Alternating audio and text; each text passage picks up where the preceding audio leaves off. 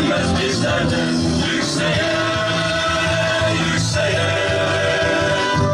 Yumruklarımız hep yükseğe. Bu katiller sürüsü daima zalim krallıklarının ve saltanatlarının peşinde olmuşlardır.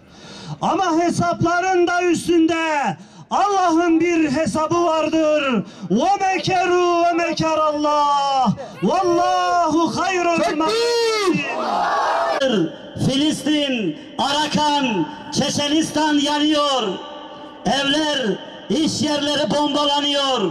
Ekinler, servetler yok ediliyor. Sen yardım eyle ya Rab. Sen muhafaza eyle Allah'ım. Allah'ım, namuslar ayaklar altına alınıyor. Bacım feryat ediyor.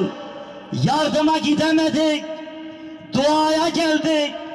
Çocuklar, gençler, yaşlılar, kadın erkek herkes yok ediliyor.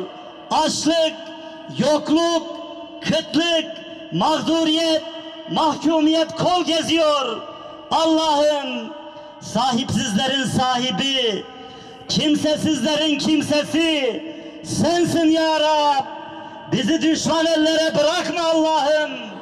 Bizi kafirler için, zalimler için, tağutlar için, Allah'tan korkmayan, peygamberden utanmayan, karın ve şehvetlerinden başka bir şey düşünmeyen Yahudilerin, Hristiyanların, müşriklerin insafına bırakma ya Rab.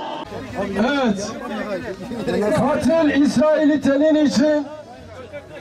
Evet.